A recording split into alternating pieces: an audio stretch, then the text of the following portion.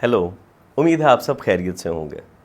गुज़श्ता episode में हमने church of Pakistan के सीनियर लीडर और पाकिस्तान बाइबल सोसाइटी के मौजूदा general secretary mister Anthony Ejaz Lemuel से पाकिस्तान बाइबल सोसाइटी और चर्च से मुतल्लिक कई इशूज़ पे बात की। उस इंटरव्यू के बाद हमारे साथ इन्हीं इशूज़ से जुड़े कुछ लोगों ने रब्ता किया और कई अहम इंकशाफात किए, और हमने ये मौजू जाना कि उनका मौक़िफ़ भी कम्यूनिटी के सामने पेश करें ताकि सूरत हाल वाज़ेह हो जाए। तस्वीर का दूसरा रुख जानने के लिए आज हम बात करेंगे पाकिस्तान बाइबल सोसाइटी के साबका चीफ अकाउंटेंट मिस्टर सदीक मल साहिब से और रेवरेंड मरकस मसीह से, जिनका कहना है कि उनको चर्च ऑफ पाकिस्तान की मुल्तान डायसिस से इस बात पर टर्मिनेट किया गया था कि उन्होंने सेनेट के गैर आईनी इजलास को कोर्ट में चैलेंज किया था। आइए पहले जानते हैं सदीक मल साहब से कि पाकिस्तान बाइबल सोसाइटी के मामला क्या उतने ही शफाफ हैं जितना हमें बताया गया था। सदीक साहब, वेलकम टू द शो। कैसे हैं आप? Thank you very much. आपकी दुआ ठीक है। ये अच्छा सदीक साहब, आपने एक बड़ा लंबा अरसा पाकिस्तान बाइबल सोसाइटी में गुजारा है as chief accountant and superintendent office के। जी तो जरा ये बताएंगे कि बाइबल सोसाइटी के ऑब्जेक्टिव्स, गोल्स, टारगेट्स हैं क्या? एक्चुअली बाइबल सोसाइटी का ऑब्जेक्टिव जो है ना, वो तो ये है कि take the word of God to the people at the affordable price they can pay. ठीक है। ये इसका ऑब्जेक्टिव है। और टारगेट में आगे आ जाएंगे। टारगेट में असल में दो पहलू हैं। पहला तो एक वो प्रोजेक्ट्स में भी आ जाता टारगेट। टारगेट में डिस्ट्रीब्यूशन इनकी होती है स्क्रिप्चर्स की, फिर आगे उसकी सालाना फिर एक टारगेट रखा जाता, मुकर्रर किया जाता है। तो उसको अचीव करने के लिए फिर पाकिस्तान बाइबल सोसाइटी के स्टाफ को मेहनत करनी पड़ती है कि उसे अचीव कर ले। तो सदीक साहब ये बताइए कि जो बाइबल सोसाइटी है इसमें जो अपॉइंटमेंट्स होती हैं, स्टाफ की होती है, सेक्रेटरी की होती है, व्हाट इज द प्रोसेस? कैसे होता है? क्या बकायदा कोई एडवर्टाइजमेंट्स दी जाती हैं चर्चेस में, अखबारात में? क्या प्रोसेस क्या है, जरा ये हमें बताएंगे? मैं तो उस वक्त तक का बता सकता हूँ जब तक मैं रहा था 1999 तक, 90 फरवरी तक, बल्कि जनवरी एंड तक रहा था। अच्छा, ठीक है। वो सबसे पहले तो मैं अपने आप से शुरू करूंगा। मैं 1965 में आया था। उस वक्त जिस पोस्ट के लिए इंटरव्यू के लिए मुझे बुलाया गया था, वो पाकिस्तान टाइम्स उस वक्त अखबार होता था। हाँ वो जी। पाकिस्तान में सारे जाता था, उसकी सर्कुलेशन थी, उसमें उसकी एड आई थी। ठीक है। तो ये सेक्रेटरी की अपॉइंटमेंट का व्हाट इज द एक प्रोसेस? सेक्रेटरी की अपॉइंटमेंट का प्रोसेस, इसमें से मैं भी हो गुजरा हूँ। ये 1996 की बात है। ये इसकी कोई एडवर्टाइजमेंट तो नहीं थी कहीं भी, बल्कि बल्कि मुझे कैंडिडेट बनाया गया। तो किस तरह बनाया गया ये आप सुनकर हैरान हो जाएंगे। ये 25 मई 1996 का वाक़या है, जब हमारे ऑफिस का टाइम ऑफ होते हैं हम। उस वक्त जब मैं घर जाने लगा, तो उस वक्त के जनरल सेक्रेटरी साहब ने मुझे कहा कि कल शाम 5 बजे बिशप अलेक्जेंडर जॉन मल्क साहब, जो कि हमारी जनरल कमेटी के प्रेसिडेंट थे उस वक्त, उन्होंने आपको बुलाया है। तो और कल ये बी आपने उनको। साहब थे उस टाइम पे सेक्रेटरी? हाँ जी, बी खोकर साहब थे। अच्छा, आपने आपने वो 5 बजे उधर शाम को उनको मिलना है जाके। ठीक है। खैर पर्पज मुझे कुछ नहीं बताया गया, किस किस पर्पज के लिए बुलाया गया है। अलबत्ता मैं वहां गया तो फिर थोड़ी देर के बाद ही वो बी खोकर साहब भी आ गए, और पादरी एडगर खान साहब भी वहां आ गए। फिर मैंने उनके जो पीए उस वक्त थे उधर, उनसे पूछा कि किस मकसद के लिए बुलाया गया है। वो कहते जी आपको नहीं पता? मैंने कहा कि नहीं। वो कहते जी आपके पाकिस्तान बाइबल सोसाइटी के जनरल सेक्रेटरी की सिलेक्शन हो रही है इधर। ये उसको चूंकि सेकंड इन कमांड मैं ही था जनरल सेक्रेटरी साहब के बाद, तो यूजुअली, बल्कि हमेशा ही, बल्कि जब वो कहीं बाहर भी जाते थे जनरल सेक्रेटरी, तो उनका ऑफिशिएटिंग जनरल सेक्रेटरी मैं ही हुआ करता था। तो इसलिए एंड वो प्रोसेस इंटरव्यू। ये कॉन्स्टिट्यूशन के अंदर ये है कि जब जनरल सेक्रेटरी अगर मौजूद नहीं है मुल्क के अंदर, तो ऑफिस हाँ जी। सुपरिटेंडेंट या chief accountant he is going to fill in as the secretary, officiate करेंगे। नहीं नहीं नहीं, ये कॉन्स्टिट्यूशन के अंदर नहीं है, लेकिन ये एक लॉजिकल और रूटीन में एक असूल तमाम दुनिया में है। सेकंड अच्छा, इन कमांड जो होगा वही वही होता है, जो जाहिर ठीक है है। तो सेक्रेटरी के आमतौर पे बाद वही। हाँ जी। सिद्दीक साहब, सेक्रेटरी के बाद कोई और ऐसी पोजीशन नहीं है, वो आ जाती है आ, ऑफिस पे या चीफ अकाउंटेंट पे, ही फिल्स इन फॉर द सेक्रेटरी, ऐसे ही कह रहे हैं आप? हाँ नहीं, उस वक्त मेरे होते हुए, क्योंकि मैं चीफ अकाउंटेंट था, तो सीनियरिटी के लिहाज से, हर लिहाज से मिस्टर एंथन लैमुअल उस वक्त क्वालिफिकेशन के लिहाज से बीए थे, और सदीक मल एमबीए बीटीएच था। अच्छा। हाँ, आपके सामने बंदा बैठा है। एक्सपीरियंस सदीक का 31 ईयर्स था, और मिस्टर एंथनी लैमुअल साहब का 16 साल का था, 16 ईयर्स। अच्छा, उन्होंने वो और 17 साल, से मैंने उनसे जब बात की तो उन्होंने मुझे कहा कि हाँ जी जी। 17 ईयर्स था। मेरे पास ये जब मैं इसकी हाँ इन्वेस्टिगेट कर रहा था तो मेरे पास आपका वो एक इतराजी नोट जो आपने लिखा था, हाँ जी। को एड्रेस किया था, उसके ऊपर भी हम हाँ बात जी। हाँ करेंगे। जी। लेकिन मुझे ये हाँ बताइए जी सदीक रेफरेंस। साहब, कि इवन दो हाँ जी। आपका एक्सपीरियंस, आपकी क्वालिफिकेशन जो थी, इट मेड यू एलिजिबल उस पोस्ट के लिए, तो फिर आपका जी सिलेक्शन जी। क्यों नहीं हो सका एज सेक्रेटरी? वो तो यही तो मैं आपको अर्ज कर रहा हूँ ना, आप पूरी जरा सुन लेंगे ना। तो जब जो एक मेंबर जो थे ना, वो अनविलिंग थे उनके लिए, मिस्टर एंथनी लैमुअल के लिए। तो अच्छा। दो दो दो लोग जो थे ना, वो मिस्टर एंथनी एंथनी लैमुअल साहब के फेवर में थे। ये बात तकरीबन 1 साल तक लटकती रही उनके डिसीजन होने में। फिर वो करना, अगर वो उसी वक्त रजामंद हो जाते, तो उसी वक्त ही वो फौरन बात बन जानी थी उनकी, मिस्टर एंथनी लैमुअल की तकर्री हो जानी थी।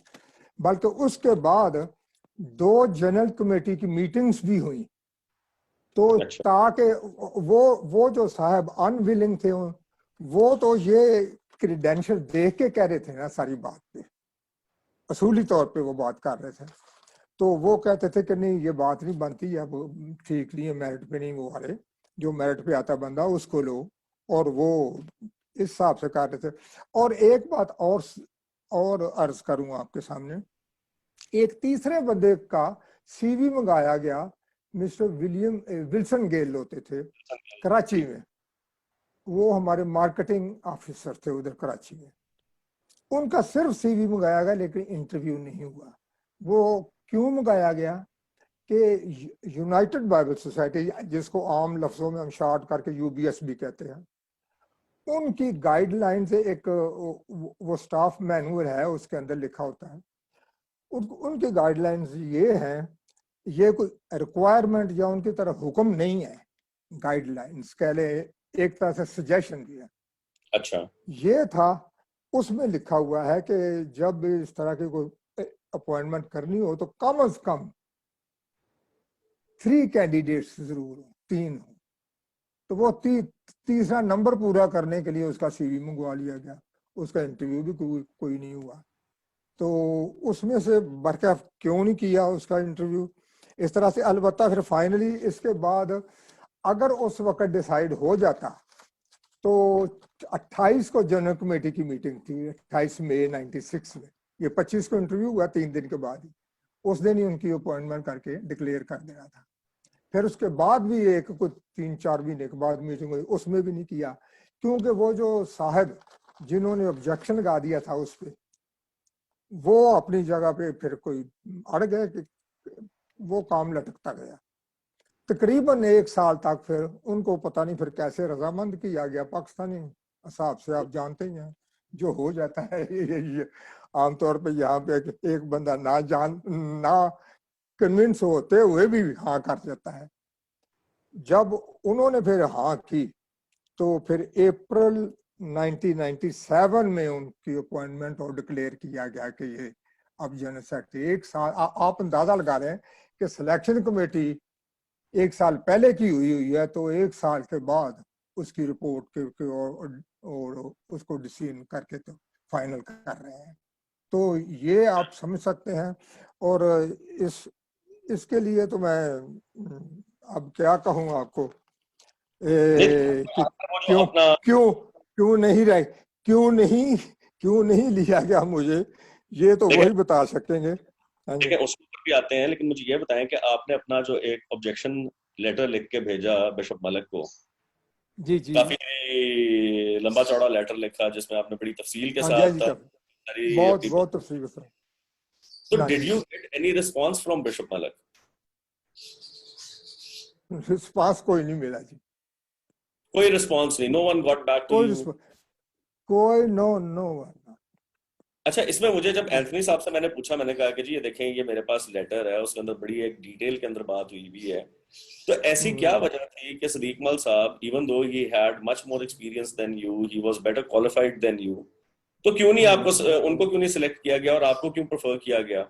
उस पर उनका मौकफ था कि देखें, सदीक मल साहब का बिल्कुल उन्होंने एडमिट किया कि एक्सपीरियंस भी है था, क्वालिफिकेशन भी थी, बट आपने ज्यादा टाइम सर्व किया है डेस्क जॉब पे, और आपका ना पब्लिक स्पीकिंग का एक्सपीरियंस था ना पब्लिक रिलेशनिंग का आपका एक्सपीरियंस था, एंड द सेक्रेटरी की जो पोजीशन है उसके अंदर ज्यादा जो रिक्वायरमेंट है that is that the person should be very social, he should be able to raise funds, public speaking बहुत ज्यादा इन्वॉल्व होती है, तो उनके मुताबिक criteria of selection of the secretary was this कि पब्लिक स्पीकिंग एंड ये जो एक्सपोजर है बाहर का, ये बहुत जरूरी है सेक्रेटरी की पोजीशन के लिए। क्या कहेंगे आप इस पर? अच्छा, इसके लिए बाहर के एक्सपोजर की बात ये है, देख लें 10 दफा मैं यूनाइटेड पाकिस्तान बाइबल सोसाइटी की नुमाइंदगी करते हुए यूनाइटेड बाइबल सोसाइटी के मैनेजमेंट सेमिनार्स एंड वर्कशॉप्स पे शिरकत की है मैंने जाकर, आउटसाइड ऑफ कंट्री। हाँ जी, वो होते ही वो उनको उधर ही मुनक्कद करते थे। अच्छा, दूसरी नंबर 2, ये उनका कहना, पहली तो बात यह है कि ये इस तरह से उनका एनालाइज करके बताना कि उनका ये नहीं ठीक था, वो नहीं ठीक था, मैंने सुना वो इंटरव्यू। हाँ जी, तो मुझे ऐसे लगता है, क्या क्या वो सिलेक्शन कमेटी के मेंबर थे कि वो उनको पता था कि इसमें ये इतनी अहलियत नहीं है, फलां फलां चीज की, फलां फलां की नहीं है। वो प्रॉब्ली शायद उनका कभी अपना देखा ओपिनियन हो, गया? उन्होंने कहा कि जी ये मेरे मेरे ख्याल में शायद ये बात है क्योंकि सेक्रेटरी की पोजीशन जो है वो बहुत ज्यादा इट इन्वॉल्व्स पब्लिक डीलिंग, तो probably this was the reason कि मुझे अच्छा, सिलेक्ट अच्छा, जहां पर पब्लिक डीलिंग का तल्लक है, तो वो भी जब मैं एक्टिंग जनरल सेक्रेटरी होता था तो उस वक्त कौन पब्लिक डीलिंग करता था उनके साथ? ने सदीक माल साहब ने बीयू खोखर साहब की अपॉइंटमेंट के टाइम भी शोर किया था, फिर जब वो जा रहे थे तब भी शोर किया था, मेरी अपॉइंटमेंट पे भी शोर किया था, तो उनका जो था, जो इंप्रेशन मुझे मिला वो ये था कि जी सदीक माल साहब जो है वो शुरू से ही has been a trouble maker. Mister B U Khokhar के वक्त तो मैं बिल्कुल कोई इतराज नहीं किया किसी किस्म का भी। अगर अच्छा, कोई किसी ने इल्जाम लगाया है तो वो बिल्कुल गलत है। I totally refute it. नहीं तो सदीक साहब उस सारे अरसे के अंदर आपको बिल्कुल ट्रांसपेरेंट मामला चल रहे थे बाइबल सोसाइटी के, कोई मसाइल नहीं थे मैनेजमेंट के नहीं, अंदर, एडमिनिस्ट्रेशन के अंदर, अपने प्रोजेक्ट्स के अंदर? ट्रांसपेरेंट जहां तक मैनेजमेंट का ताल्लुक है, उसमें तो खैर वो ऊंच नीच किसी के साथ कभी होगी, कभी किसी के साथ, वो तो हर जगह पे होती वो रहती तो है। होता है, चलें ठीक है, एडमिट। वो तो होता चलता रहता है, उसकी कोई बात नहीं है। जो फाइनेंशियल अफेयर्स थे बाकी ट्रांसपेरेंट थे बिल्कुल। बाकी फाइनेंशियल अफेयर्स की ट्रांसपेरेंसी जो है ना, वो जहां तक तो ये है कि वहां पे ऑडिट होता था और ऑडिट के दौरान दे दिया करते थे उनको, सब कुछ करा के, तो फिर यूनाइटेड बाइबल सोसाइटीज को उसकी रिपोर्ट भी पेश कर देते थे। अच्छा, लेकिन लेकिन एजीएम में बिल्कुल जो अकाउंट्स पेश किए जाते थे, वो उसको मैं ट्रांसपेरेंट तो नहीं कह सकता, लेकिन इसलिए नहीं कह सकता कि वो इतने मुख्तसर और इतने स्कैंटी होते थे, छोटे से फिगर्स में देकर, जिसको मेरा ख्याल आम आदमी छोड़े, अच्छा भला पढ़ा लिखा आदमी भी उसमें से कुछ अखस नहीं कर सकता। नहीं तो वो अगर तो आप आप अब अगर नहीं तो अगर आप आप हैं you were the chief accountant, आप ही के कंट्रोल में था ना ये सारी चीज, अकाउंट नो ऑडिट वगैरह मेरे का? नो नो ऑडिट का नहीं, मैं एज वो उसके जो एनुअल रिपोर्ट छपती है उसमें उसमें एनुअल रिपोर्ट में वही मवाद जाएगा जिसको जनरल सेक्रेटरी साहब कहेंगे जाएगा, अच्छा, ठीक है, उसके अलावा नहीं जा सकता। ठीक हाँ है, ठीक। अगर वो किसी चीज को वो कहेंगे ये काट दो तो वो नहीं चल वो नहीं चल सकेगी। अच्छा, वो हज़फ और हो जाता जो वो हजफ वो नहीं चल सके। और दूसरी एक और बात भी है एजीएम के हिसाब से भी, मैं 19 ना सिर्फ मैं बल्कि मेरी वाइफ भी, हम दोनों 1978 से पाकिस्तान बाइबल सोसाइटी के लाइफ मेंबर्स हैं। अच्छा। लेकिन लेकिन सितम शरीफी है कि 1999 से जब से मैं रिटायर होया हूँ हम्म। मुझे एक दफा भी एनुअल जनरल मीटिंग पर बुलाया नहीं गया। क्या आप मिस्टर एंथनी लैमुल को जनरल सेक्रेटरी बनने से पहले जानते थे? आप मुझे बताएं। नहीं, खैर, नहीं नहीं आई वाज नहीं नॉट अवेयर। नहीं जानते, नहीं जानते। ये बंदे की शनाख्त ऐसे नहीं होती, उसकी पोजीशन शनाख्त कराती है। ये सेक्रेटरी बनने के बाद उसको उसकी भी जो पब्लिक की शनाख्त हुई है ना, वो जनरल सेक्रेटरी की कुर्सी पे बैठने की हुई है। अगर मैं सही। बैठा होता तो मेरी हो जाती। ये कोई आर्गुमेंट ठीक नहीं है। नहीं तो सिद्दीक साहब, आपने फिर जब उनकी अपॉइंटमेंट होगी 99 में, 97 में उनकी अपॉइंटमेंट हुई, 99 में आपने रिजाइन कर दिया, तो हाँ आपकी जी, आप हाँ जी, नहीं resign before your age of retirement? जी, मेरे को 4.5 साल अभी सुपर एनुएशन पर जाने के रहते थे। ना सिर्फ मैं बल्कि 3 और भी सीनियर पोजीशन पे स्टाफ मेंबर्स थे, यके बाद दीगरे वो भी छोड़ गए, 4 अच्छा। लोग छोड़ गए। तो जब इस तरह के हालात होंगे या इस तरह से नाइंसाफी के साथ किसी को हक नहीं दिया जाएगा तो फिर तो यही होगा।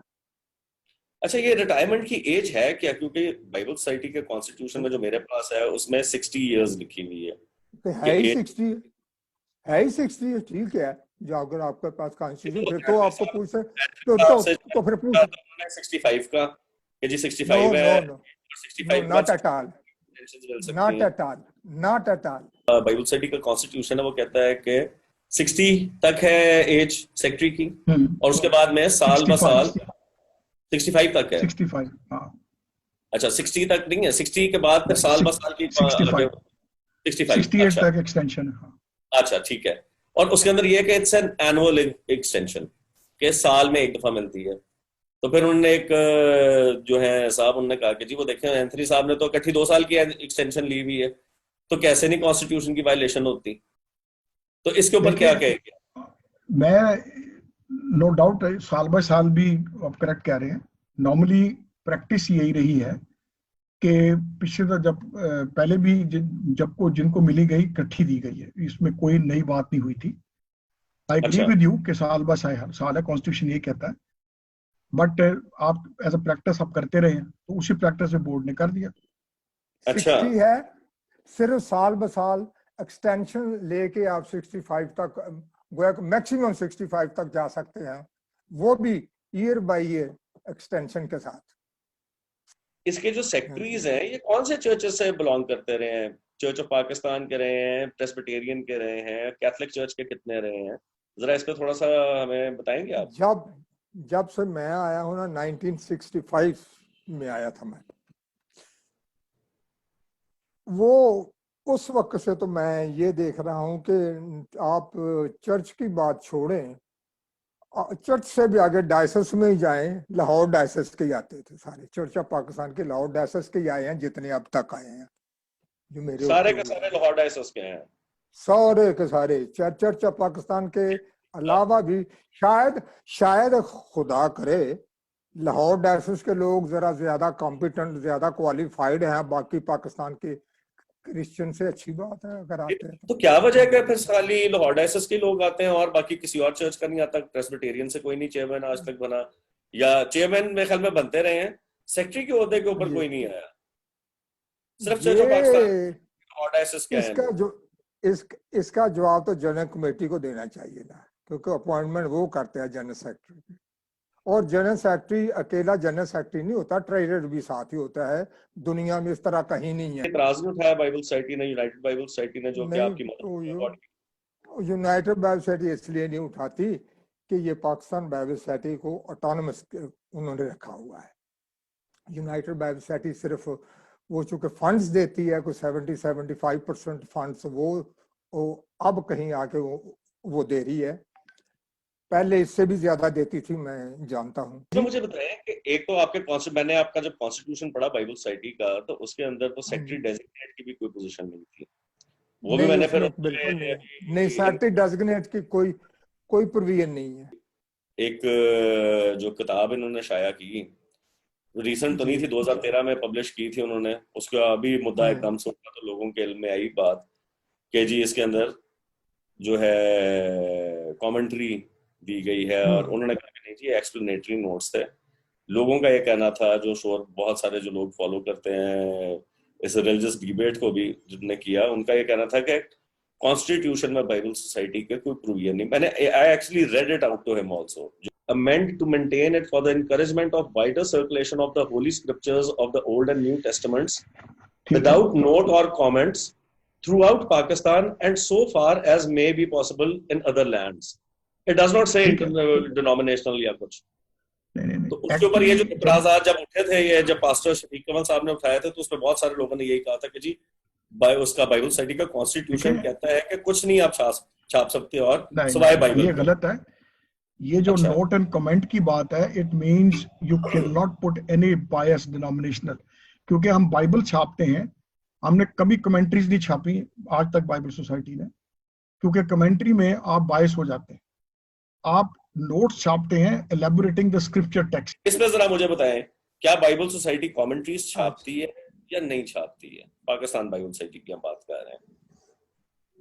कमेंट्रीज कोई अलहदा तो नहीं छापती है, लेकिन उसके फुट नोट्स में बाइबल सोसाइटी की जो वर्सेस कई जगह होती है, अक्सर वो उसको स्टडी बाइबल भी कहते हैं, वहाँ पे उसकी इंटरप्रिटेशन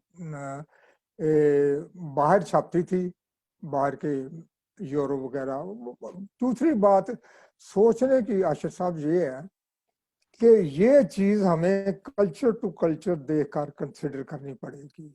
बाइबल सोसाइटी ने बड़ी तरक्की कर ली है, अपने फंड्स जो हैं बल्कि खुद जनरेट कर रहे हैं 60-70%। वो कहते हैं कि हम लोग हमने अपना जो है फंडिंग वो संभाल ली है, we are able to generate इतनी ज्यादा इनकम। प्रेजेंट पोजीशन है 2019 की, वो मैं आपके सामने रखना चाहता हूँ कि क्या वो 65-70% बनती है उनकी एक्चुअली वाकई। देखिए, अब पहले सुने आप, उनका पब्लिशिंग अकाउंट जो है ना, उन्होंने जब बजट तैयार किया कि अगले 2018 में बजट तैयार किया कि 2019 में हमने इस पे कितना खर्चा करना है और कितना डेफिसिट है, उसमें उन्होंने कहा था कि 91,20,000, तो हुआ पता कितना? 2,26,95,000। अच्छा। और इसमें ओवर स्पेंड इन्होंने किया है 1,35,75,000। और अगला अकाउंट सुन लें स्टाफ सैलरीज का, इन्होंने बजट की थी 1,02,25,000। और वो जो उसकी परसेंटेज बढ़ती है ना ओवर स्पेंड की, 149% है, वो जो पहले वाला मैंने कहा। तो अब सैलरी की है, इन्होंने 1,02,25,000 कहा था, लेकिन इन्होंने खर्चा किया 1,32,04,000। और इसमें इन्होंने ऊपर जो गए ओवर स्पेंड किया है 29-30 लाख के करीब ज्यादा खर्चा किया है, और ये कुछ 30% के करीब बनता है, 29 पॉइंट समथिंग। फिर इनका आगे एक छोटा सा अकाउंट है पेंशन का, उसमें 2 पेंशनर्स हैं, एक मैं भी हूँ उसमें और एक और साहब हैं, 3 थे और वो बेचारे की डेथ होगी, तो अब 2 रह गए हैं। उनके लिए इन्होंने बजट में रखा था 1,77,000 साल का पेंशन मिल रही है कि 1/4 अच्छा, जो एक्चुअली बनती होनी चाहिए थी, उसका 1/4 दे रहे हैं। तो हाल बता, इसमें इन्होंने कोई पैसे बचाए हैं 16,000 रुपया। ये थी पेंशन। अब ट्रेवल का लें, इन्होंने कहा था कि 27,65,हजार हम साल में खर्च करेंगे। इन्होंने खर्च किया 72,26,000, जो 44,61,000 ओवर स्पेंड किए, 161%। अब फंड रेजिंग ले लें, उसका इन्होंने कहा था 8,50,000 हम खर्च करेंगे, तो इन्होंने खर्च किया 27,33,000, 18,83,000 ज्यादा खर्च किए, ओवर गए। तो 222% अपने बजट से ऊपर जा रहे हैं। ये परफॉर्मेंस का अंदाजा आप करते जाए ना। मुझे ये बताएं कि बाइबल सोसाइटी के फ्यूचर को आप कैसे देखते हैं? क्या आप सजेशन देंगे, क्या एडवाइस है आपकी कि किस तरीके से बाइबल सोसाइटी के जो वर्किंग है इसको इम्प्रूव किया जा सकता है, कैसे इसको और ज्यादा एफिशिएंट बनाया जा सकता है, और कैसे बाइबल सोसाइटी जिसका काम is to spread the holy scripture, वो और कितनी मौजूद तरीके से काम कर सकती है? इस पर जरा क्लोजिंग कमेंट्स अपने जरा दीजिएगा।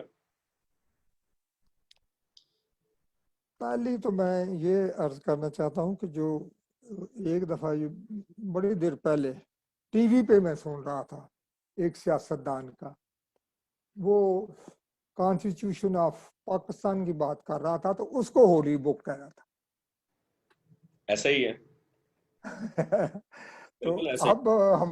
अब बाइबल सोसाइटी का कॉन्स्टिट्यूशन शायद वो एक मैटर है, लिखा हुआ है, लेकिन उस पर इम्प्लीमेंटेशन और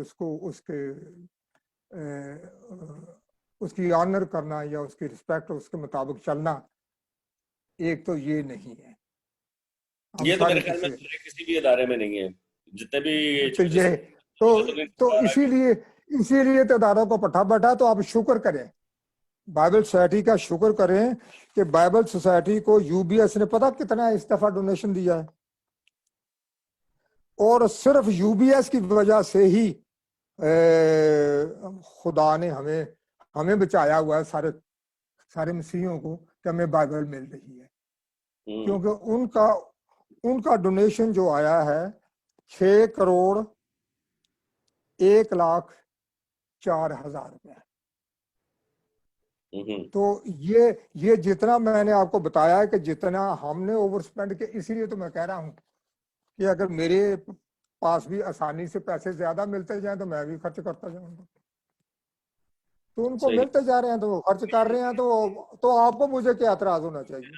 देखें, कॉन्स्टिट्यूशन की पासदारी नहीं होती, जो आइन है हाँ जी, उसको वायलेट किया जाता है, वहीं से फिर आगे इरेगुलरिटीज आती हैं, कोई पूछने वाला नहीं है, कोई चेक एंड बैलेंस नहीं है, और कोई अकाउंटेबिलिटी का अच्छा, मैकेनिज्म नहीं।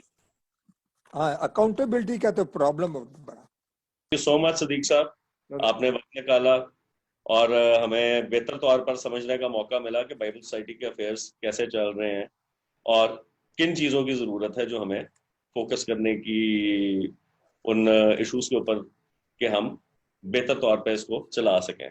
बहुत बहुत शुक्रिया आपके वक्त का। अब हम बात करेंगे पादरी मरकस मसीह से और उनसे जानेंगे कि चर्च ऑफ पाकिस्तान के अंदर के मामलात क्या हैं और उनकी जानब से दायर करदा केसेस का क्या स्टेटस है। पादरी साहब, thank you for joining us. Thank you जी, थैंक यू आशिष साहब। पादरी साहब, जरा थोड़ा सा अगर आप व्यूअर्स को एक्सप्लेन कर सकें कि चर्च ऑफ पाकिस्तान जो है उसकी कॉम्पोजिशन कैसी है, उसके वर्क कैसे करती है बॉडी, सेनेट का क्या रोल है, जरा थोड़ा सा हमें इस पर ब्रीफ करेंगे आप? हाँ जी, बिल्कुल ये करूंगा। उससे पहले मैं थोड़ा सा अपना तारुफ बयान कर दूं। जी।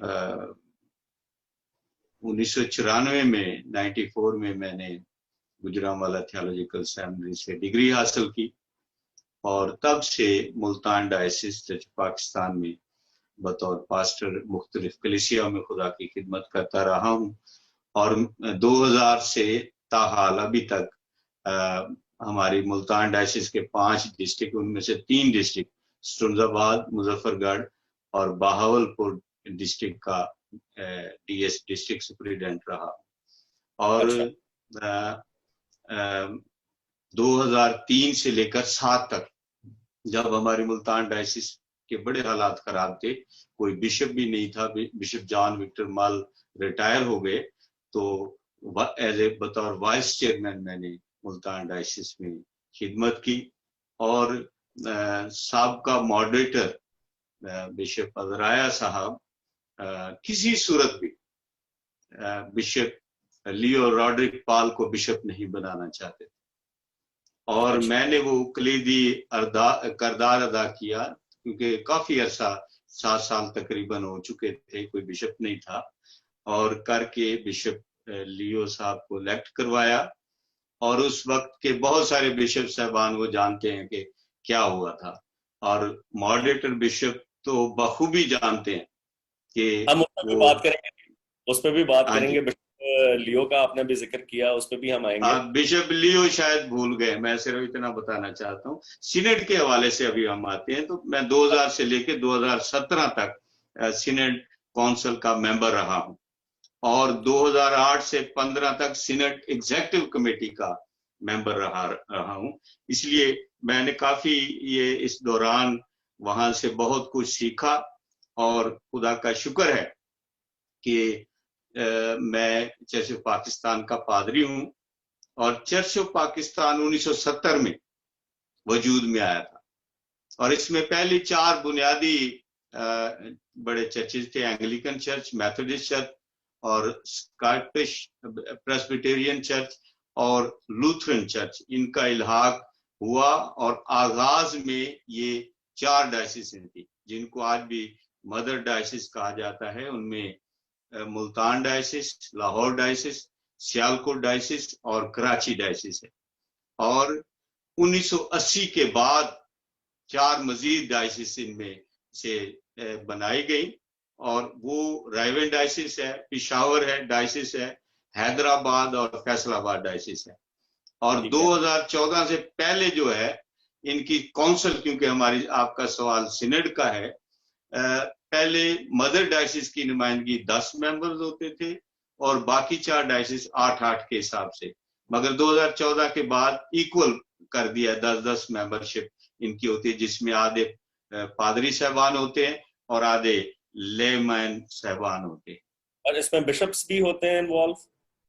हाँ जी, बिशप साहबान तो क्योंकि वो परमानेंट मेंबर होते हैं सीनेट के।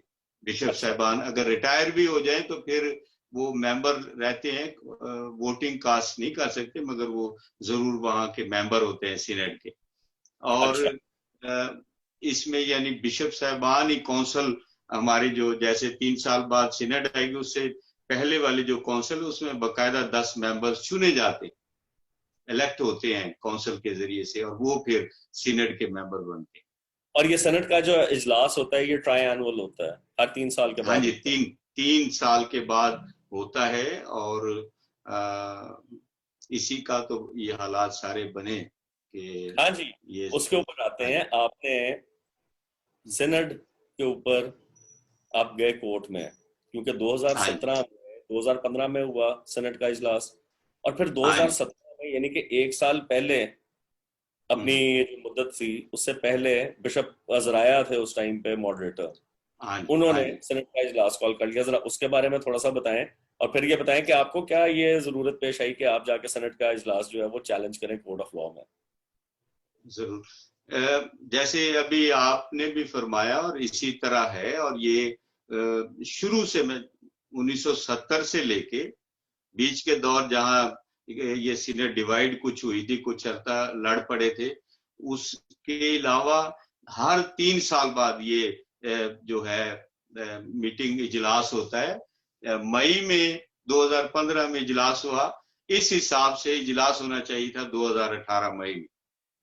तो मॉडरेटर साहब की कुछ जाती मफादात थे, इसलिए उन्होंने ये गैर आईनी तरीके से 1 साल पहले इजलास जो है मुनक्कद करवाया, और उसकी पहली जो बात वो मैंने वहां हाउस में भी की थी कि काफी डायसिस ने, जिस तरह मैंने कहा 10 लोग वो चुने भी नहीं थे, काउंसिल ही नहीं हुई थी, तो वो पहली बात वो मेंबरशिप ही गलत होती। और अच्छा। दूसरी वजह ये थी कि अब मॉडरेटर साहब ने 17 को रिटायर होना था। अदारे जो चलते हैं, डिप्टी मॉडरेटर पहले 15 का चुना हुआ था। अगर बीच में कोई बिशप खुदा न खास्ता कुछ हो जाता है या रिटायर हो जाता है तो वो सिस्टम चलता है। डिप्टी मॉडरेटर जो मॉडरेटर बन जाता है उनको मॉडरेटर बनाते। 18 में सीनेट काउंसिल हो जाती और सारे कानूनी तरीके से ये सारा कुछ होता। मगर मॉडरेटर जो उस वक्त बिशप रॉबर्ट अजराया साहब ने कोई ऐसी बात, किसी की बात को नहीं माना। कराची डायसिस के सेक्रेटरी साहब ने उन्हें एक लेटर लिखा बाकायदा तौर पर, बतौर डायसिस के सेक्रेटरी। हाँ जी, उन्होंने ये लेटर लिखा कि आप ये गैर आईनी इजलास बुला रहे हैं, इसे ना बुलाया जाए। और वजह जो है वो यही थी कि रिटायरमेंट 17 में थी, एक्सटेंशन लेनी थी और उन्होंने ये यानी इलेक्शन को, इस काउंसिल को उन्होंने शुरू कर दिया, बुलाया। और इस पर कराची डायसिस के 3 लोग थे। कोयटा में जो कराची डायसिस के पादरी साहब हैं, वो आप केस कराची डायसिस वाला देखें उसमें तीनों के नाम है, और सेक्रेटरी साहब कराची डायसिस के, और एक उनके लेक पर्सन थे कराची डायसिस के। उन्होंने ये केस किया था कि ये गैर आईनी है, इसमें आप कोई कुछ नहीं कर सकते, इसको रोका जाए। और उसके बाद मैंने वहां पुरजोर मुखालफत की और मेरी 2 ही बातों पर वहां बहुत ज्यादा मैंने इसको किया, क्योंकि ये 15 में भी काफी बहस हुई थी। सारे बिशप साहबान, सारे लोग जानते हैं कि एक्सटेंशन की क्या ले दे हुए। हाँ जी, अच्छा। तो मेरी 2 बातें थी, एक तो ये सीनेट गैर आईनी है, इसे ना किया जाए, और दूसरा था कि आप जो एक्सटेंशन कर रहे हैं ये तो आपने पहले मिनट्स में सारी अपनी, यहां तक बिशप मलक साहब ने वो अपने लिखवा लिए थे उनसे भी, आप अपने अपने रिटायरिंग की और डेट ऑफ बर्थ लिखे, और वो मिनट में है। 2015 के मिनट्स अगर आपको मिलते हैं या मुझे कहेंगे तो मैं आपको भेज दूंगा, वो मिनट्स हुए। ठीक है कि नहीं, हम किसी सूरत भी ऐसा नहीं करेंगे। तो ये जब इजलास खत्म हुआ ना, मेरी वहां सुनी नहीं कि इजलास खत्म हुआ, तो मैं फौरन फिर जो कराची का केस था उसमें जाकर मैं गैर आईनी इस मीटिंग के खिलाफ मैंने 110 पार्टी बनने के लिए दरखास्त दे दी। नहीं तो भाई साहब उसमें एक बात जरा थोड़ी सी क्लैरिफाई कर दें कि उस सीनेट की मीटिंग पे कराची डायसिस ने अपना इतराज उठाया, लेकिन बाद में उन्होंने वो इतराज वापस भी तो ले लिया। बाद में मैं आपको बता रहा हूं ना कैसे लिए। वहां तो उन्होंने सर्व कर दिया, ठीक है, और मैं चला गया क्योंकि वो तो केस उधर ही था ना, उठाया तो नहीं। मैं जब पार्टी बन गया, ये सारी मिली भगत थी, मैं जब पार्टी बन गया तो अब वो मुद्दई वो थे। उन्होंने देखा कि कोर्ट, क्योंकि 2 पेशियां मेरी भी साथ वहां लग गई थी, तो कोर्ट जो है मेरी फेवर में जा रहा था, तो उन्होंने आपस में मिली भगत करके उस केस को विड्रा कर लिया मुद्दई ने। जाहिर वो उसी वजह से किया गया था, और मुझ पे दबाव भी डाला गया उस वक्त, मुझे लालच भी दी गई, और मुझे कहा कि आप इस दरखास्त को विड्रा करें। मैंने इनकार कर दिया था। मैंने कहा मैं, क्योंकि मेरे जमीर के Who made you the offer? और ये लालच सिर्फ पैसे की नहीं होती, और बहुत सारी चीजें होती हैं। अच्छा, you were offered a better position, तो बेहतर कलीसिया आपको। हाँ जी, ये चीजें होती हैं सारी, लालच, पैसा ही सब कुछ नहीं ना हो। अच्छा, और बहुत सारी बातें। ठीक है। तो हाँ जी, तो फिर जब मैंने इनकार किया, उन्होंने मुझे टर्मिनेट कर दिया। अच्छा। मेरे लिए ये बहुत जाहिर है, मैंने इतना अरसा खुदा की खिदमत की, और खुदा का शुक्र है कि अच्छी खिदमत कर रहा हूं, मैं मुतमईन हूं अपनी खिदमत से। तो मेरे लिए बड़ा मुश्किल था। फिर मैं कोर्ट में गया हूं। पहले तो मैं 110 होता है। मैंने आपका वो देखा था, टर्मिनेशन लेटर मेरे पास आया था। हाँ, मैं उस तो पे मैंने इल्जाम आपने देख लिए होंगे, क्या थे? मैंने जो इल्जाम आपकी देखे उसमें मैंने फिर एंथनी साहब से पूछा और उन्होंने कहा कि जी बिल्कुल ये तो गलत है बात कि आप लोगों को एक्सकम्युनिकेट करें या चर्च से बेदखल करें। एक तो हम वो प्रोसेस भी जरा जानना चाहेंगे ताकि व्यूअर्स को भी जरा थोड़ा सा क्लियर हो जाए कि प्रोसेस है क्या चर्च के अंदर। पादरी साहिबान अगर क्या है, व्हाट इज द कोड जिसके तहत पादरी साहिबान ने चलना होता है और वो क्या ग्राउंड्स हो सकते हैं कि जिनके ऊपर उनको डीफ्रॉक या टर्मिनेट किया जाता है। तो जरा ये बताएं कि आपके ऊपर जो इल्जाम लगे थे जरा उसके ऊपर हम बात करते हैं कि डायसिस ऑफ मेरे मुल्तान ने आपको क्यों टर्मिनेट किया था फॉर गोइंग टू द मेरे कोर्ट। पे हाँ जी, मेरे पे इल्जाम 3 पॉइंट वहां लिखे हुए हैं, मेरे 2 या 3 लेटर में, कि एक संडे आपने इबादत नहीं कर। मैं तो एज ए डीएस कई संडे नहीं करवाता, जाता हूँ दूसरे इलाकों में जाके इबादत लेता हूँ, यहाँ मेरा जो असिस्टेंट होता है वो इबादत करवाता है। अच्छा और आप अदालत में क्यों गए? अच्छा अदालत अदालत हमारी माँ है, हुकूमत हमारी माँ। अगर कोई और नहीं सुनता तो अदालत है ना। और मैं तो अदालत में टेक्निकली मैं गया हूं, जब अदालत में कोर्ट में केस किया है तो मैंने उस टर्मिनेशन लेटर फिर सीनेट के खिलाफ किया है, और दोनों आज तक मेरा स्टे बरकरार है, वैलिड है। और जो ये सेक्रेटरी साहब कह रहे थे, मैंने सुना था कि जी ये सारा खत्म हो गया है, तो कुछ भी खत्म नहीं। 4 तारीख को पेशी थी, अब 15 पड़ी और उनका वकालतनामा भी आया हुआ, उसमें सारे केस बहाल है, सारी चीजें।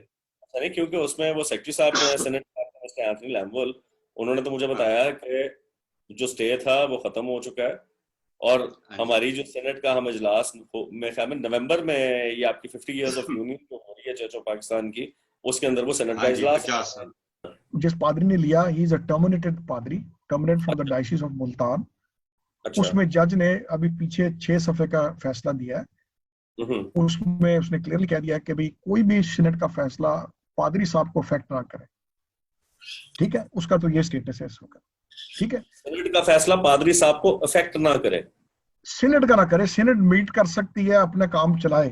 ठीक है, इट कैन इलेक्ट उसमें इट्स कोई भी ऑफिस बेयरर्स, अपना वो जो भी उन्होंने करना मॉडरेटर का जो भी इलेक्शन, बिल्कुल, हाँ, वो जो भी काम करे वो करे। हाँ, केसेस के हवाले से आशिफ साहब, बहुत अफसोस हुआ कि इतने बड़े ओहदे पर आप फाइज हैं और आप इतना बड़ा झूठ बोल रहे हैं। मेरे 5 केस चल रहे हैं इस वक्त। एक अच्छा इन सीनेट के खिलाफ है, तौहीन अदालत का, और 4 हैं स्टे के, जो मेरे मुख्तलिफ इन्होंने मीटिंग या कम अगस्त को करने की कोशिश की। सुन ले का केस क्या है, किस चीज पे इन्होंने अदालत का हुक्म नहीं माना? अदालत ने ऑर्डर दिया हुआ था, इन्होंने एक मीटिंग की ना, फिर इन्होंने लिख के वहां दिया कि हमने कोई मीटिंग नहीं की। फिर 1 अगस्त 2019 को फिर मीटिंग की, उसके मिनट्स को अदालत ने सस्पेंड किया।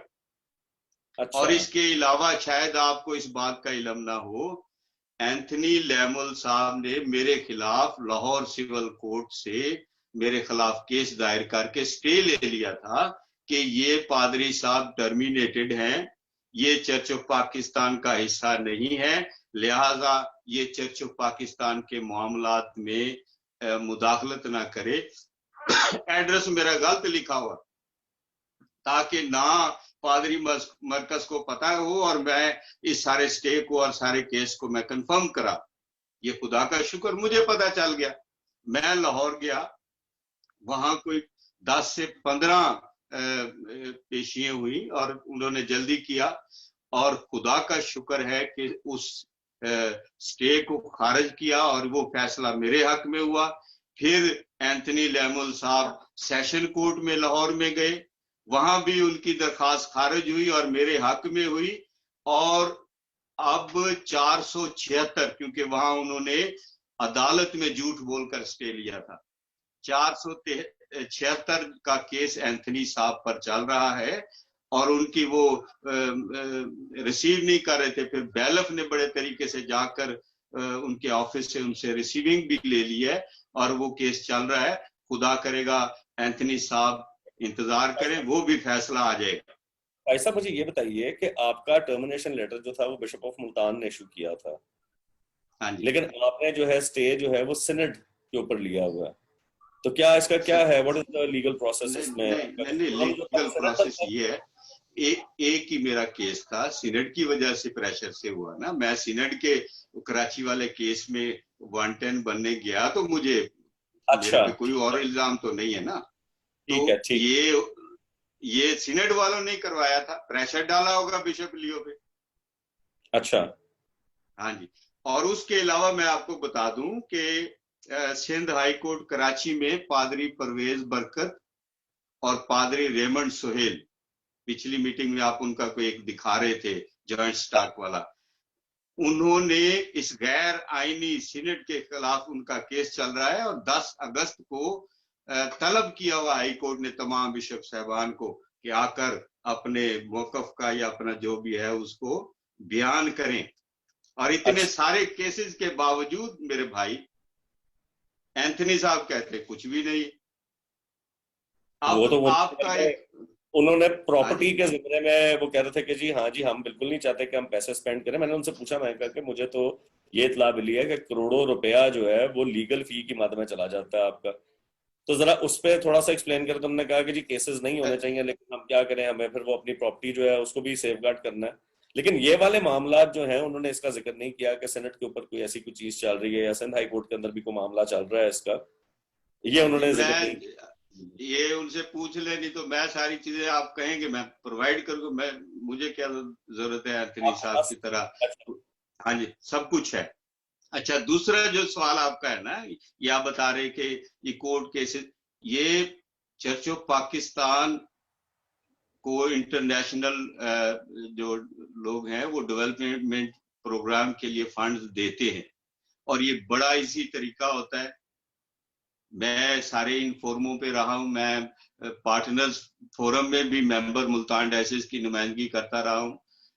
उसमें केस, कोर्ट केस में आप जितने भी पैसे लिख दें, करप्शन कर सकते हैं, सारा कुछ हो जाता है। और इसीलिए सबसे ज्यादा केसेस चलते हैं ताकि उसका ना कोई हिसाब किताब हो और वो इसको करते हैं। हाँ, एक चीज जो मैं ये बात है पूरी जिम्मेदारी के साथ कह रहा हूं, मैं इनको चैलेंज करता हूं अफसरान को, सीनेट कोर्ट केसेस की जो आपकी इनके टेन्योर की कर लें, 3 साल की ऑडिट रिपोर्ट अवाम के सामने पेश कर, दूध का दूध पानी का पानी हो जाएगा। ये सच्चे ऑडिट रिपोर्ट दे दें, आपको समझ आ जाएगी कि किस तरह कितने पैसे हमें बिला वजह अदालत के केसों में शो किए जाते भी इतने लग गए हैं।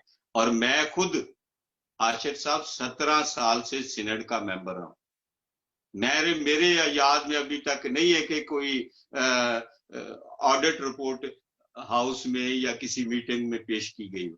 आज तक कभी नहीं, कोई बताया ही नहीं, ना किसी सवाल ऑडिट रिपोर्ट नहीं बेन की जाती, वैसे सरसरी वो खजाने की रिपोर्ट कभी कभी हो जाती है, वैसे नहीं होती। सेनेट के किसी मेंबर ने इतने सारे अरसे में कभी ये सवाल नहीं उठाया कि जी ऑडिट रिपोर्ट्स भी हमें दिखाए हैं आप लोग। लीगल देखें, लीगल मामला तो अभी तो नहीं शुरू हुए, लीगल मामला तो साल से सर जी एक चीज मैं बता दूं आपको, सीनेट में जो आते हैं, मैं तो बड़ा अरसा रहा हूं, ऐसे लोगों को लाया जाता है। एक मोहतरमा वहां आई, उन्होंने खड़े होकर इतराज किया था, मॉडरेटर मेरे ख्याल बिशप मलक साहब थे, तो उनको कहा जी हम तो ये बिशप साहबा नहीं, अजराय साहब ही थे कि जी आप, क्योंकि वो बिजनेस मीटिंग होती है, वो कहते आप तो दुआ करते ही नहीं हो।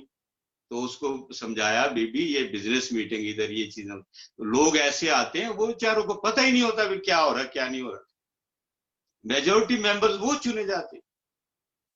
अच्छा, तो ये प्रोसेस क्या सेनेट तक आने का, एग्जेक्टिव तक आने का जरा प्रोसेस बताएं कि एक ले पर्सन जो चर्च का मेंबर है, फॉर एग्जांपल चले मैं हूं, हाँ जी, क्या प्रोसेस है सेनेट तक आने का, आम लोगों को जरा सीनेट कौंसल जो है ना, सीनेट कौंसल, आप डायसिस की कौंसल, वो किसी नॉमिनेट करती है 10 बंदे, जिस तरह मैंने पहले बताया। पहले तो आपको सीनेट अपनी कौंसल जो जिस डायसिस में आप हैं उससे सीनेट के लिए मेंबरशिप आपको मिलेगी, 10 सिर्फ चुनने होंगे।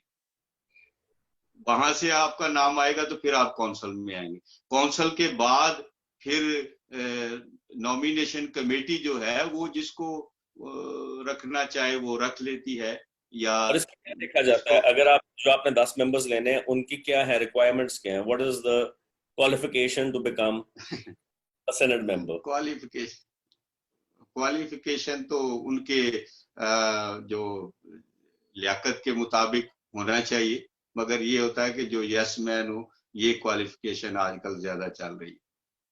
अच्छा, जो समझदार है, जो जानता है कॉन्स्टिट्यूशन को, जो सारी चीजों को जानता है या बोलना जानता है, उसे प्रोवाइड ही उसे किया जाता है। अच्छा, ठीक है। अच्छा, ये बताएं कि ये बिशप्स के जो इलेक्शन होते हैं, बड़ा इसके ऊपर हाँ जी, अब तो खैर बहुत ज्यादा इस पे बात होती है, कहा भी जाता है कि जी बिशप्स के इलेक्शन में बड़ा पैसा लगता है, वोट हाँ खरीदे जी। जाते हैं।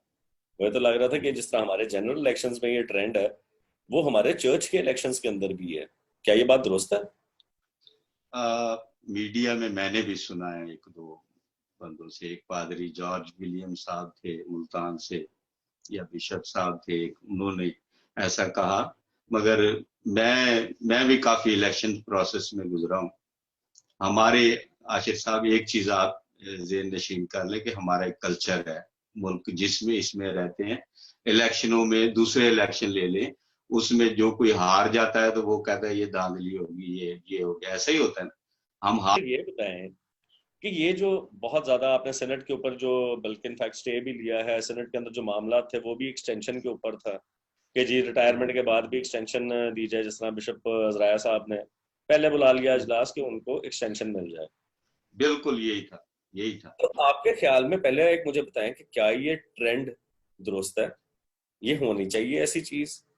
क्या ये कॉन्टिन्यूटी जो है, दूसरा जो सेकंड इन लाइन होता है वो ये अवॉइड नहीं कर सकता? बिशप्स को अपनी ये रिटायरमेंट के अलावा क्यों ये ना, चाहिए होती है extension?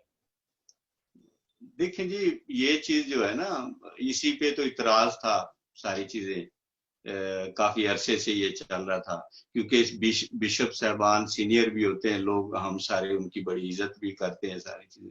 ये उनको ज्यादा सोचना चाहिए कि ऐसा, उनको ये सोचना चाहिए कि ऐसा ना करें। हमारे पाकिस्तान में रहते हुए 65 साल तो सुप्रीम कोर्ट के जज की रिटायरिंग एज है, यही है ऐसे ना। ही है, ऐसे ही है। हाँ, तो हमारे पाकिस्तान में लोगों की उम्र ही इतनी है कि 60 साल के बाद हमारे जैसों से तो हिला ही नहीं जाएगा। और अभी क्या 65 है? साल, ये चलो 68, मेरे हिसाब से तो 68 इज इनफ, बहुत है ये, इससे ज्यादा नहीं होना चाहिए। दूसरों को भी मौका दे, नौजवान और भी खुदा ने उनमें ये लियाकतें रखी हुई, मैं उसमें उनको होता आने कि का मौका दिए। यही ऐसा ही प्रोसेस होता है कि आप एक सर्टेन लेवल पे जाके आप फिर यू स्टेप डाउन, जो आपके सेकंड इन लाइन आ रहे होते हैं फिर उनका आता है, इसी तरह से थर्ड इन लाइन होता है। प्रोग्रेशन तो यही होती है, इवन करियर्स की भी प्रोग्रेशन जो है वो ऐसी ही होती है। सो क्या हाँ जी। कॉन्स्टिट्यूशन में इस सारी चीज की गुंजाइश जो है ये होनी चाहिए? जबरदस्ती जो बनाई गई है, क्या है इस पे आपका ओपिनियन? ये जब होती हैं चीजें, ये सेनेट के अंदर ही हुई थी ना, तो सेनेट के अंदर जो बाकी मेंबरान थे, क्यों नहीं किसी ने? सीनेट में तो बिशप मलक ने जो चेयर की थी, उसमें जब ये 68 का हुआ था, सब ने अहद खड़े होकर किया था कि ना हम एक्सटेंशन लेंगे, ना हम कोई, बस ये हो गया। के जो अभी बिशप ऑफ लाहौर हैं, बिशप इरफान जमील साहब, 2 हाँ अगस्त जी, को he has reached his age of retirement, हाँ जी, लेकिन वो तो अभी तक मेरे तक तो इतला नहीं आई कि उन्होंने ही स्टेप डाउन। क्या है उसके पीछे, जरा थोड़ा सा एलैबोरेट करेंगे? आपको क्या लगता है कि is he going to take extension? देखिए जी, मैं आपको जो आप बात बता रहा हूँ ना, ये बिशप इरफान और हाउस के लोगों को भी पता है। ये बात दुरुस्त है कि 2000 इसमें 68 के हो गए, और क्योंकि ये 17 वाली काउंसिल जो है, इजलास जो है, गहरा ही नहीं था, इसी में इन्होंने बिशप साहबान की उम्र 68 से 70 की थी, क्योंकि इस सीनेट के खिलाफ आज भी स्टे है, तो इसलिए बिशप इरफान जमील साहब 68 साल के बाद आईनी तौर पर लाहौर के बिशप नहीं है। अब जो बात मैं बताने लगा हूं कि 2017 में मैं इसके डेडली अगेंस्ट था, बड़ा मैंने वहां शोर डाला, मुझे टाइम भी मॉडरेटर से जबरदस्ती लिया, सब लोगों को समझाने की कोशिश भी की, और ये वाहिद बिशप थे, सुने सर जी, ये वाहिद बिशप थे जिन्होंने मेरे इस मौकफ की तायद की थी कि 2 साल की एक्सटेंशन नहीं होनी चाहिए, इसकी मुखालफत की थी, यहां तक कि वो इजलास में रो पड़े थे कि हम क्या करें, हम चर्च लीडर्स क्या करें, ये गलत। इरफान जमील साहब की बात कर रहा हूं मैं। अच्छा, उन्होंने कहा ये मेरे जमीर की दिल की आवाज है कि हम 68 साल में रिटायर हो जाएं। आज मैं उनसे ये गर्ज करता हूं कि आप बड़े पन का मुजाहरा करें, खुद ही अपने से ऐलान कर दें, ये लोग आपको सलाम करेंगे। और अच्छा। अपने आप, अगर आप रिटायर नहीं होंगे 2 साल जाते पता ही नहीं चल रहा, और लोग आपके जमीर की उस आवाज को फिर मुर्दा कहना शुरू कर देंगे। बड़ी सख्त बात है मगर हकीकत है ये। एंथनी साहब का तो कहना था कि जी सिनेट जो है वो सिर्फ मैटर्स ऑफ फेथ के ऊपर बात करती है और सिनेट का और कोई ऐसा रोल नहीं है। आपने भी सुनी होगी उनकी बात। तो हाँ जरा जी, इस मैंने सुना। सिनेट का एक्चुअली है क्या? सिनेट का चर्च ऑफ पाकिस्तान में जितना मैंने इसको स्टडी किया है, मेरे ख्याल में तो सिनेट जो है it is the prime body, आपकी सुप्रीम बिल्कुल बॉडी। सुप्रीम बॉडी है हमारी। हाँ जी। तो सारे क्या मैटर। सिर्फ फेथ की डिफेंस की हद तक की है महदूद, और कोई इसका रोल नहीं नहीं है? नहीं नहीं नहीं नहीं नहीं नहीं नहीं, ये बिल्कुल ये नहीं है। फेथ की तो जाहिर है हम खुदा के खादमीन है, बिशप साहबान है, जो भी है, ये हमारा पहला और बुनियादी काम है। ठीक है। मगर ये इंतजामी तौर पर एडमिनिस्ट्रेशन चलाना, उसमें कानून है, हर डायसिस का अपना कानून है, चर्च ऑफ पाकिस्तान का अपना कानून है, मगर वो डायसिस वाले कानून जो है उससे कंट्रास्ट नहीं करेंगे, उसके साथ चलेंगे, उनके मातहत है। हमने ये यूनियन ही इसीलिए बनी। कोई भी मसला, कोई भी इशू हो तो उनको सॉल्व करना लाजमी है। सीनेट का काम है। सीनेट का काम, इलेक्शन करवाना सीनेट का काम है। ठीक है। ये इन्होंने 2017 में पास किया था कि हर बिशप का जब साल रह जाएगा तो पहले क्वाजिएटर का हम इलेक्शन करवा लेंगे। ये सीनेट का काम, ये सेक्रेटरी का काम होता है लेटर लिखना। आज तक सादिक डैनियल को लेटर नहीं लिखा, वो तो मेरे ख्याल ये अगले महीने में सितंबर 4 में तारीख या ऐसे। आ रही है। हाँ, और रिटायरिंग आ रही है और वो कुछ भी नहीं किया। कोई प्रोसेस ये नहीं इनकी है। जिम्मेदारी, नहीं तो मुझे ये बताया इनकी जिम्मेदारी। उसमें उसमें उसमें पाजी साहब, आपने तो स्टे लिया हुआ है, तो क्या वो लेटर लिखने के मजाज हैं बिशप सादिक को रिटायरमेंट की? उस पर आपने तो सेनेट को सर ही जी लीगल। आज तक, हाँ चलो मैं इसका, मैंने कभी दरवाजे बंद नहीं किए आज ठीक है। तक। अगर ये बात आपकी मैं मान लेता हूँ जी, ये इस वजह से नहीं कर सके, मुझसे राब्ता कोई, मैंने इनके क्या क्या कर दिया था? एक किसी ने नजरियाती आपसे इख्तलाफ है ना मेरे। किसी ने आपसे आज तक नहीं राब्ता, आज बैठने का तक वास्ता? प्रॉपर तरीके से राब्ता करें ना। पर्सनली कोई करते मैं मेनू चक्कर देंगे, मुझे खराब करेंगे। प्रॉपर तरीके से अगर इतना बड़ा इशू आज तक सीनेट एग्जीक्यूटिव की मीटिंग नहीं करवा सके ये, तो इनको बैठकर कोई प्रॉपर फोरम बनाना चाहिए था, मुझे बुला लेते। सेनेट का काम अकाउंटेबिलिटी नहीं है क्या? वो अपनी जो मतहत डायसिसेस हैं 8, उनके बिशप हजरात को ये नहीं पूछ सकते कि जनाब आपकी डायसिस के अंदर ये बेकायदगियां हो रही हैं, इतनी करप्शन की बातें आती हैं, जमीनें फरोख्त हो रही हैं, बिशप साहिबान किसको आंसरेबल है? ये बताएं जरा। सर जी, चर्च ऑफ पाकिस्तान ने के जिम्मे बहुत बड़े काम है। एक मुझे याद आ रहा है, मुतफिका तौर पर हमने फैसला किया था कि चर्च ऑफ पाकिस्तान को ट्रस्ट बनाया जाए, उसके लिए ट्रस्ट कायम किया जाए ताकि चर्च ऑफ पाकिस्तान की प्रॉपर्टीज जो है उनको सेव किया जाए। और आप सुनकर हैरान होंगे कि आज तक चर्च ऑफ पाकिस्तान की रजिस्ट्रेशन नहीं कराई। अच्छा, आप चौंक जाएंगे, ये बात शायद इल्म हो। हर आज डायसिस रजिस्ट्रेशन कराई हुई है, ये तो मैंने इसका सर हर डायसिस की है, मगर चर्च ऑफ पाकिस्तान की रजिस्ट्रेशन ताकि हम एज ए बॉडी नहीं। तो फिर उसकी सेनेट की क्या कानूनी हैसियत है? पता नहीं, मैं क्या आपको बताऊं क्या हो सकता है। नहीं भाई साहब, उसमें मेरा सोचना, इनकी फिक्र देखें, मिनट्स हो जाते हैं, हाउस पास कर देता है, फिर जिसके जिम्मे ये जो बड़े अफसरान है, इनका काम है ना ये काम करना। क्योंकि प्रोजेक्ट आते हैं साथ, ये काम इनका काम है, ये सारी चीजें उनको करें ताकि प्रॉपर तरीके से सारी चीजें हो। ऐसा कुछ है भी नहीं। जी व्यूअर्स, आपने इन दोनों मोहतरम मेहमानों की बातें सुनी, अपने आर्ग्यूमेंट्स की सपोर्ट में जो डॉक्यूमेंट्स उन्होंने हमारे साथ शेयर किए वो भी हमने आपको दिखाए। दोनों इतराफ़ात के बयानात की रोशनी में एक बात तो साफ है कि मामला उतने सीधे नहीं जितने हमें बताए गए थे।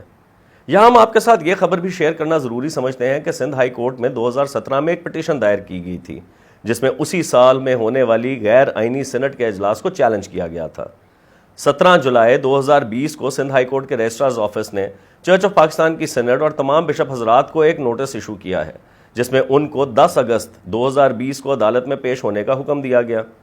उस नोटिस के मुताबिक पिटिशनर्स का यह मौकफ है कि सीनेट के वो तमाम ऑफिस बेयरर्स जिनकी अपॉइंटमेंट इलेक्शन की बजाय नॉमिनेशन के जरिए हुई थी, उनका टेन्योर पूरा हो चुका है, पर वो लोग फ्रेश इलेक्शन करवाने की बजाय चर्च ऑफ पाकिस्तान के आइन में खातर ख्वाह चेंजेस करने की कोशिशें कर रहे हैं।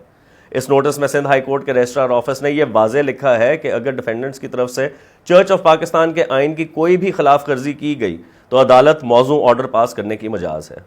हमारा प्लेटफॉर्म इस डिबेट के लिए हमेशा अवेलेबल है और हम ये उम्मीद करते हैं कि चर्च ऑफ पाकिस्तान की लीडरशिप से जुड़े तमाम लोग खंदा पेशानी के साथ इन इशूज़ को ना सिर्फ क्लैरिफाई करेंगे बल्कि इनको रिजॉल्व करने के लिए एक दूसरे के साथ बैठेंगे भी, ताकि चर्च के इंस्टीट्यूशन को हकीकी तौर पर इफ़ाम व तफ़हीम के साथ रिफॉर्म किया जा सके और कम्युनिटी का ट्रस्ट भी उनकी लीडरशिप में रिस्टोर हो। अंटिल नेक्स्ट टाइम, खुदा हाफिज़।